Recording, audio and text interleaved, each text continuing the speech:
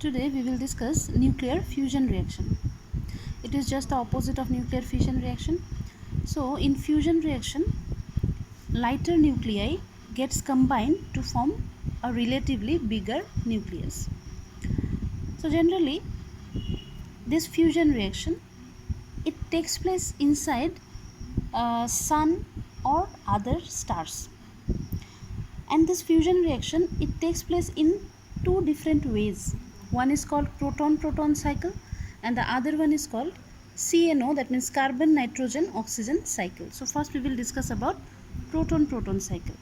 This proton-proton cycle is observed inside sun or relatively smaller stars. But if the stars are bigger than sun, then in those stars this CNO cycle is observed. Okay, now this proton-proton cycle, here protons or hydrogen means we know that hydrogen, it has three isotopes. So the first isotope, that is the protium, this protium is nothing but it is a proton only. So in proton-proton cycle, that protium, it fuses to form helium, and with that a huge amount of energy is also released. Now we will see that how this proton-proton gets combined. So we know that if two protons has to combine, in that case there will be some electrostatic force of repulsion. So somehow this electrostatic force of repulsion has to be nullified. And this type of reaction is observed inside the core of sun or other stars, because inside sun or other stars the temperature is very high and even the pressure. So due to that high temperature and pressure, the electrostatic force of repulsion between two protons gets nullified, and as a result they can come closer to one another and they can fuse.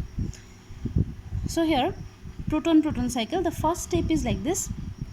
Two proton means two hydrogen nucleus, that is the two protium nucleus, get combined to form one deuterium. This is another isotope of hydrogen.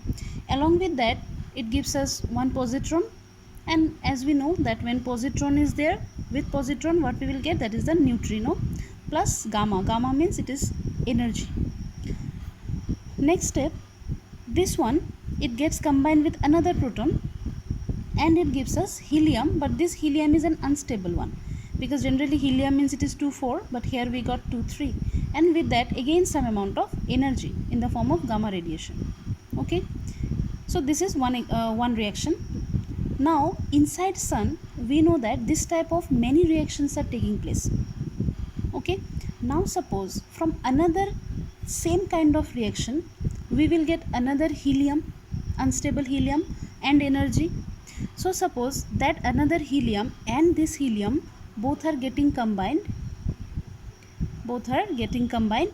to form a stable helium, which is helium 2,4 plus two more protons or two more hydrogen nucleus. Okay, now what is the overall reaction then? See, in the first two steps of the reaction, how many protium or how many protons are involved? 1, 2, 3 protons. Okay, these 3 protons are giving us one unstable helium. Then for two unstable helium, how many protons are involved then? 6 protons, because for one unstable helium we are taking 3 proton, but here two unstable heliums are getting combined. So another helium, it has come from some other reaction, some same kind of reaction. So there also we have used 3 proton. So 3 plus 3, total 6 protons are involved in the reaction. Again 2 more protons are originated in the reaction. So together how many protons are involved? 6 were involved, but again 2 are coming out. So that means 4 protons are involved in the reaction, and those 4 protons giving us this stable helium. So the overall reaction will be 4 proton or hydrogen gives us 1 helium, this one, plus 1 positron from this reaction. Again, as I told you that from other reaction this helium is coming, so there also another positron is coming out. So together how many positron? 2 positron. Similarly 2 neutrino, and with that gamma means some amount of energy is released. So this is the overall reaction in proton-proton cycle. 4 hydrogens are getting combined to give us helium. So that is a fusion reaction.